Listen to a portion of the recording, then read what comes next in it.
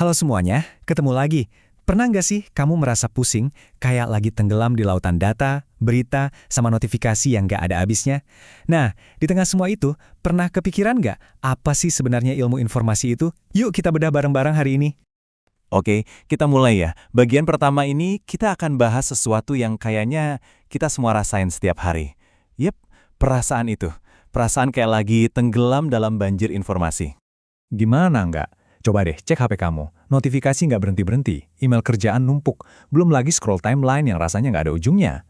Informasi itu sekarang bukan lagi sesuatu yang kita carikan, malah informasi yang nyariin kita. Udah kayak udara yang kita hirup aja, ada di mana-mana. Nah, ini dia masalahnya. Kalau kebanyakan, bisa pusing juga kan?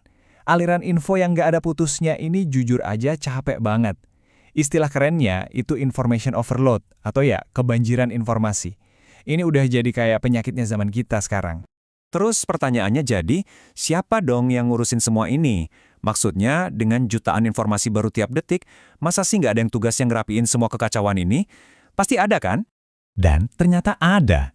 Ada loh satu bidang ilmu yang emang tugasnya buat ngatasin masalah ini. Yuk kita kenalan sama si penjaga gerbang pengetahuan ini, namanya ilmu informasi. Oke. Definisinya emang kedengaran agak ribet dan akademis ya. Tapi intinya tuh simple banget kok. Coba bayangin gini deh. Semua informasi yang pernah dicatat, mau itu di buku, di server Google, atau bahkan di postingan media sosial, itu punya siklus hidup. Nah, ilmu informasi ini tugasnya ngurusin seluruh perjalanan itu. Dari mulai informasinya dikumpulin, disimpan yang benar, gampang dicari lagi pas kita butuh, sampai akhirnya dipakai buat jadi pengetahuan baru. Komplit. Kutipan dari Tom Wilson ini keren banget deh, buat nangkep gambaran besarnya. Jadi, ilmu informasi itu bukan cuma soal teknis, bukan cuma soal ngerapiin file, tapi lebih dalam lagi, ini tentang cara kita memahami dunia tempat kita tinggal. Kenapa? Ya karena dunia kita ini pada dasarnya terbuat dari informasi. Terus gimana sih cara kerjanya? Gampangnya, bayangin aja kayak rantai pasokan. Tapi bukan buat barang ya, ini rantai pasokan buat pengetahuan. Yuk kita lihat alurnya. Jadi gini perjalanannya. Pertama, ada penciptaan. Misalnya seorang peneliti nemuin sesuatu yang baru. Terus penemuan itu disebarkan. Mungkin lewat jurnal ilmiah. Habis itu, perpustakaan atau database online akan mengumpulkan dan menyimpannya. Nah, biar gampang dicari, informasi itu perlu diorganisir, dikasih deskripsi, dikasih kata kunci. Nanti kalau ada mahasiswa yang butuh, dia bisa menemukan dan menggunakannya buat riset. Dan yang terakhir, tapi penting banget, informasi itu harus dilestarikan biar generasi setelah kita juga bisa belajar dari sana. Kelihatan kan? Semuanya nyambung. Nah, ini nih yang bikin ilmu informasi itu spesial. Poin kuncinya di sini. Banyak loh bidang lain yang cuma fokus di satu atau dua bagian dari rantai ini. Jurnalis misalnya fokus di penciptaan. Ahli komputer mungkin fokus di penemuan kembali. Tapi ilmu informasi, dia peduli sama semua proses dari awal sampai akhir. Dia ngelihat gambaran besarnya, gimana semua potongan ini saling nyambung. Artinya apa? Artinya ilmu informasi ini nggak kerja sendirian.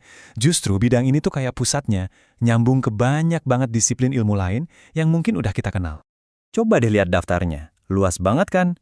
Dari yang klasik kayak perpustakaan, arsip, museum, sampai yang super modern kayak ilmu data dan humaniora digital. Bahkan nyentuh psikologi, hukum, manajemen. Ilmu informasi ini benar-benar jadi jembatannya. Dia yang nyambungin teknologi sama manusia, nyambungin manajemen sama pelestarian, benar-benar bidang yang menyatukan semuanya.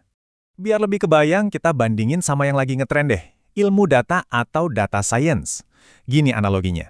Kalau data scientist itu ibarat penambang emas yang jago banget, gali wawasan berharga dari data.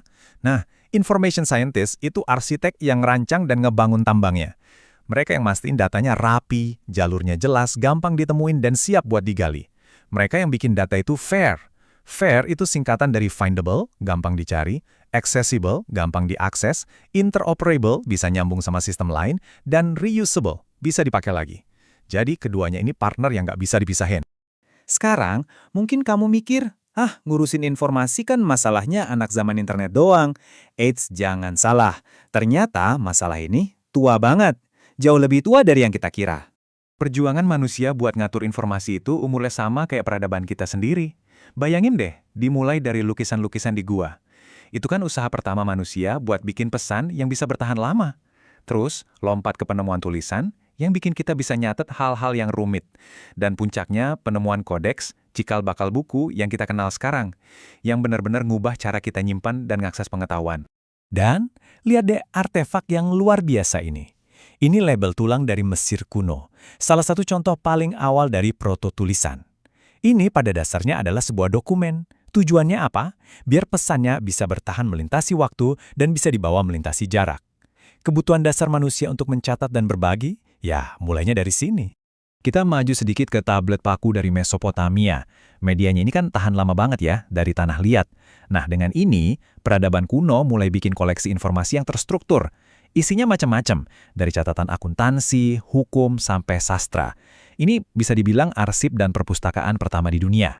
Dan yang ini benar-benar bikin takjub. Perpustakaan Asyurbanipal. Ini usianya lebih dari 2,5 milenium, tapi sistem organisasinya udah canggih banget.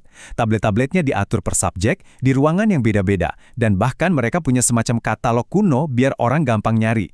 Jadi, masalah yang kita pusingin sekarang, gimana cara ngatur pengetahuan, itu ternyata masalah yang udah ada dari ribuan tahun lalu. Oke, setelah jalan-jalan ke masa lalu, yuk kita balik lagi ke zaman sekarang. Dari definisi dan sejarah tadi, jadi makin kelihatan kan kenapa bidang ini tuh krusial banget, apalagi ya di era kita sekarang ini. Ada satu metafora keren dari Luciano Floridi. Dia bilang, para ahli informasi itu adalah kurator modal semantik. Kedengarannya keren. Tapi apa sih artinya modal semantik itu? Modal semantik itu, gampangnya adalah seluruh warisan pengetahuan kita sebagai manusia. Seluruhnya.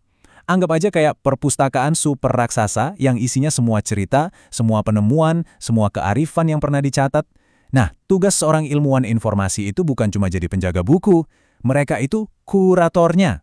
Mereka yang mastiin harta karun yang nggak ternilai ini tetap utuh, gampang diakses, dan bisa kita pakai buat ngertiin dunia. Dan ini membawa kita ke pertanyaan terakhir yang mungkin paling penting buat masa depan kita. Di zaman serba AI dan banjir misinformasi kayak sekarang, peran kurator pengetahuan ini jadi jauh lebih penting dari sebelumnya. Pertanyaannya jadi, siapa yang bakal kita percaya untuk mengurasi, untuk menjaga apa yang kita sebut pengetahuan? Ini bukan lagi pertanyaan akademis loh, ini pertanyaan mendasar tentang masa depan kita semua. Sebuah pertanyaan besar untuk kita renungkan bersama. Terima kasih sudah menyimak.